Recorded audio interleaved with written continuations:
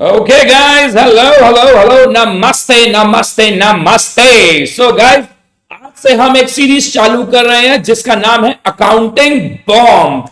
Accounting bomb का मतलब हम हर मंडे, वेंसडे एंड फ्राइडे को रात को 9 बजे आके अकाउंटिंग बॉम्ब फोड़ेंगे, जिसके अंदर विद इन 15 मिनट्स मैं आपको पूरा का पूरा चैप्टर रिवाइज कराऊंगा, एक टाइप से वेरी सुपर फास्ट रिवीजन के तौर पे। तो आइए आज के अकाउंटिंग बॉम्ब को स्टार्ट करते हैं। चैप्टर का नाम है bank reconciliation statement and we will be doing this within 15 minutes. आइए दोस्तों, हमें इस टॉपिक में क्या क्या पढ़ना होता है।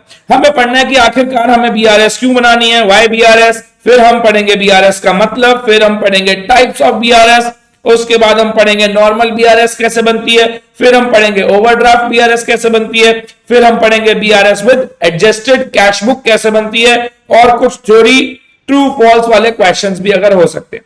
आइए, बैंक रिकॉन्सिलेशन स्टेटमेंट का मतलब क्या होता है बेटा? बैंक रिकॉन्सिलेशन स्टेटमेंट का मतलब होता है it is a statement prepared by client. याद रखिएगा, क्लाइंट बनाएगा, ना सीए बनाएगा ना बैंक बनाएगा। It is a statement prepared by client to match the difference between bank column of cash book and passbook. This is very important. आप लोग कहते हो बीआरएस कैश बुक और पासबुक को मैच करने के लिए बनता है। ना ना ना ना ना, कैश बुक में जो बैंक कॉलम है उसको पासबुक के साथ मैच करने के लिए बनाया जाता है, रिकंसाइल करने के लिए बनाया जाता है, क्योंकि कैश बुक में तो कैश कॉलम भी होता है और हमें कैश से तो कोई मतलब ही नहीं है, क्योंकि हमारा तो टॉपिक ही बैंक रिकॉन्सिलेशन है। आपने देखा भी होगा ऐसे बहुत सारे सवाल आते हैं जहां पर यह क्वेश्चन बोला जाता है कि this entry has been posted in cash book as there is no bank column. तो ध्यान रखना है, केवल और केवल bank column of cash book and passbook को मैच करने या रिकंसाइल करने के लिए बनाया जाता है। It is just a working paper. ये केवल एक वर्किंग पेपर होता है, ये फाइनेंशियल स्टेटमेंट का पार्ट नहीं होता। याद रखिए, ये दोनों की दोनों चीजें आपके ट्रू फॉल्स का क्वेश्चन बन के आ सकती हैं। ध्यान से सुनिएगा, it is prepared by client. It is prepared by client मतलब जिसकी बीआरएस हम बना रहे हैं, जिसकी बीआरएस की हम बात कर रहे हैं, उसी के बारे में बात हो रही है। और क्या बताता है ये? Why there is a difference between bank column of cash book and passbook, कि आखिरकार डिफरेंस आ क्यों रहा है bank column of cash book में और पासबुक में। बहुत सारे कारण हो सकते हैं डिफरेंस के, जैसे मैंने चेक जमा कराया, क्लियर नहीं हुआ, बैंक चार्जेस कट गए, मुझे पता नहीं चला, मैंने किसी पार्टी को चेक दिया, इश्यू करा, लेकिन उसने चेक प्रेजेंट ही नहीं करा। There can be numerous reasons. उन्हीं रीजंस को बता के डिफरेंस निकालना कि आखिरकार कैश बुक के बैंक कॉलम और पासबुक के बीच में जो डिफरेंस आ रहा है वो आ क्यों रहा है, इसको बीआरएस कहते हैं। अब बात आती है, हमें शुरू से सिखाया गया है our debit is bank's credit and our credit is bank's debit. Sir ऐसा क्यों होता है? हमें शुरू से यही बात रटवाई गई है कि हमारा डेबिट बैंक का क्रेडिट होता है और हमारा क्रेडिट बैंक का डेबिट होता है। लॉजिक क्या है? बड़ी सीधी सीधी बात है दोस्त, हमारा बैंक बैलेंस हमारा एसेट है, और अगर हमारा एसेट है तो हमारा तो डेबिट बैलेंस होगा। जब जब हमारे बैंक में कोई पैसा डिपॉजिट करेगा, हमारा बैंक बैलेंस बढ़ेगा और हम डेबिट करेंगे कि नहीं करेंगे। लेकिन मेरे पैसे जो बैंक में रखे हैं वो मेरे लिए तो एसेट हैं, लेकिन बैंक की तो लायबिलिटी है ना। तो जब जब मैं पैसा डिपॉजिट करूंगा मेरा एसेट बढ़ेगा, लेकिन बैंक की तो लायबिलिटी बढ़ेगी, और बैंक की लायबिलिटी बढ़ेगी तो बैंक क्रेडिट करेगा कि नहीं करेगा। इसीलिए आपके पास हमेशा एक मैसेज आता है योर बैंक से, your account has been credited. आता है कि नहीं आता? वो इसी वजह से आता है। आगे बढ़ते हैं दोस्तों, अब बात करते हैं। तो जब जब मैं अकाउंट में पैसे डालता हूं तो बैंक की तरफ से मैसेज आता है your account has been credited. अगर ये नोट्स चाहिए हो जो एकदम क्विक रिवाइज करा दें तो वीडियो के एंड में कह देना सर प्लीज नोट प्रोवाइड कर दीजिए और शेयर कर दीजिएगा। देखिए आपके पास कैसे नोट्स आते हैं। तो जब जब हम बैंक से पैसा विड्रॉ करते हैं तब तो हमारा बैंक बैलेंस बढ़ता है, और जब जब हम बैंक से पैसा निकालते हैं तो हमारा बैंक बैलेंस कम होगा, हमारा एसेट कम होगा। क्रेडिट हम क्रेडिट करेंगे, लेकिन उसी टाइम बैंक की लायबिलिटी भी तो कम होगी, तो बैंक डेबिट करेगा। हाँ, और बैंक की तरफ से मैसेज आएगा your account has been debited. अगली बात आती है types of balances in bank reconciliation statement. BRS में कौन कौन से बैलेंस हो सकते हैं बेटा? बीआरएस दो प्रकार की हो सकती है, पॉजिटिव बैलेंस या नेगेटिव बैलेंस। ध्यान से सुनिएगा, अगर कैश बुक है, कैश बुक हम बना रहे हैं, हमारे लिए हमारा बैंक बैलेंस क्या है? डेबिट है, एसेट है। इसीलिए जब भी कभी डेबिट बैलेंस एज पर कैश बुक से स्टार्ट होगा मामला, तो समझ जाइएगा वो फेवरेबल बैलेंस है। तो क्या मैं कहूं इसी प्रकार से अगर क्रेडिट एज पर पासबुक से चालू होगा तब भी तो उसे फेवरेबल बोलेंगे कि नहीं बोलेंगे?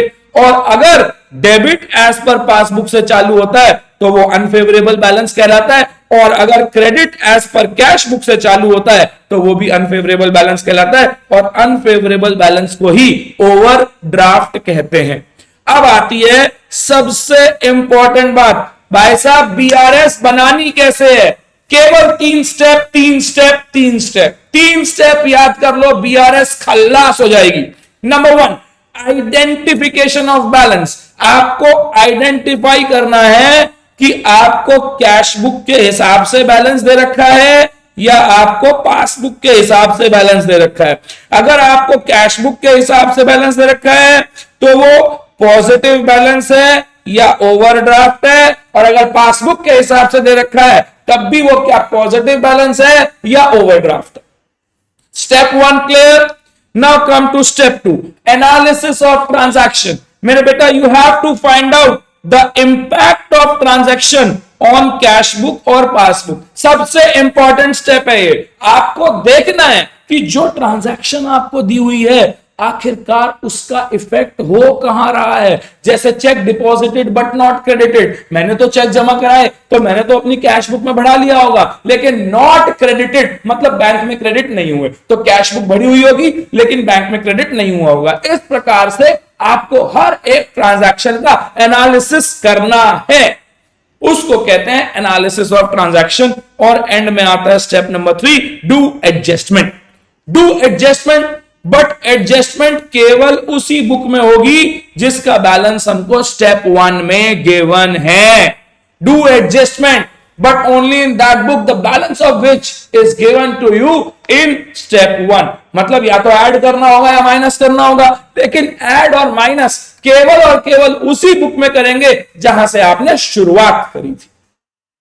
आइए दोस्तों अब बात करते हैं ओवरड्राफ्ट क्या होता है। मेरे बेटा ओवरड्राफ्ट वर्ड का मतलब ही नेगेटिव बैलेंस होता है। बैंक अपने अच्छे कस्टमर को यह फैसिलिटी देती है कि आप पैसे निकाल सको। क्या मैं कहूं, अगर पासबुक के हिसाब से क्रेडिट बैलेंस है मतलब मेरा पॉजिटिव बैलेंस है, अगर पासबुक के हिसाब से बोल रखा है debit balance as per passbook, तो समझ जाइएगा वो ओवरड्राफ्ट है। कई बार वो ओवरड्राफ्ट ना बोल के ये बोल सकता है। अब ध्यान से सुनिए, ये बात तो पक्की है कि ओवरड्राफ्ट है। अब अगर ओवरड्राफ्ट है, ध्यान से सुन लेना इस बात को, अगर ओवरड्राफ्ट है तो मेरा बैलेंस ऑलरेडी माइनस में है। तो अगर अब बैंक मेरे से कोई चीज चार्ज करता है, मान लो बैंक ने इंटरेस्ट डेबिट करा, तो क्या मैं कहूं अगर पहले मेरा बैलेंस 500 ओडी था, अब बैंक ने मुझसे 100 रुपए और चार्ज कर लिए, तो क्या मैं कहूं अब मेरा बैलेंस 600 ओडी हो जाएगा। तो इसका मतलब ओवरड्राफ्ट बढ़ जाएगा कि नहीं बढ़ जाएगा, याद रखिएगा। और अगर हम कोई पेमेंट जमा कराते हैं तो ओवरड्राफ्ट कम हो जाएगा। ओवरड्राफ्ट का मतलब ही नेगेटिव है, सो इसीलिए मैं नेगेटिव बैलेंस ना लिख के सीधे ओवरड्राफ्ट वर्ड लिखूंगा तो आप समझ जाएंगे। अब बात आती है सर बीआरएस के ओवरड्राफ्ट के केस में बीआरएस करना कैसे।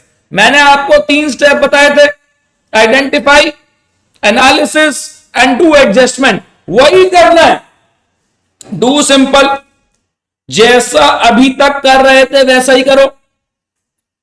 आइडेंटिफाई, एनालिसिस,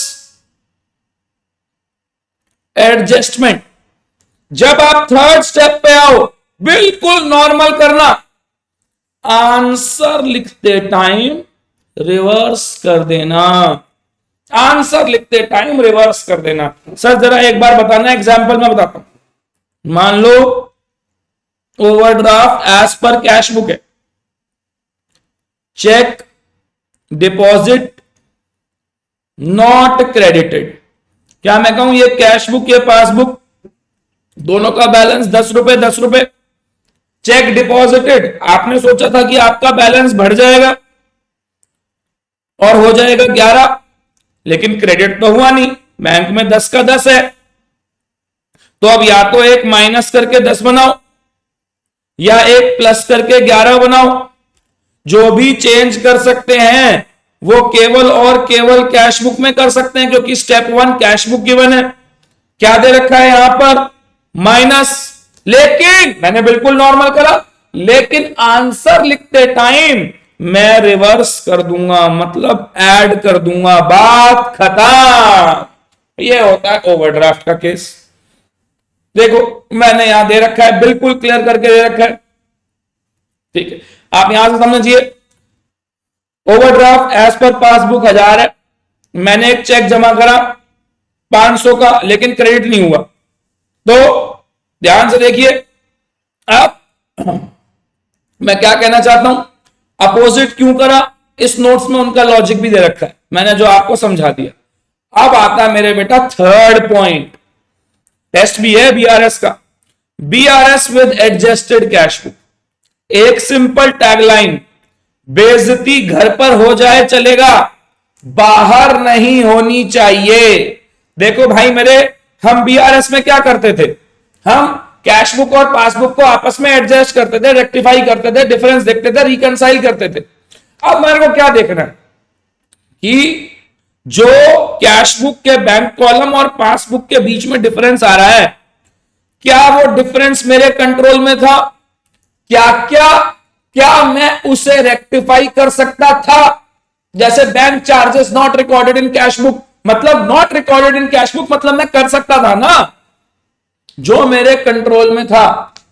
जो आइटम हमने कैश बुक में रिकॉर्ड या फिर गलत रिकॉर्ड कर दी है, जो हमारी गलती है, उसको कैश बुक में से ही रेक्टिफाई कर लो एडजस्टेड कैश बुक बनाते टाइम। और जो मेरी गलती नहीं है, जिस पे मेरा कोई कंट्रोल नहीं है, which is beyond my control, put it to BRS, बात खत्म।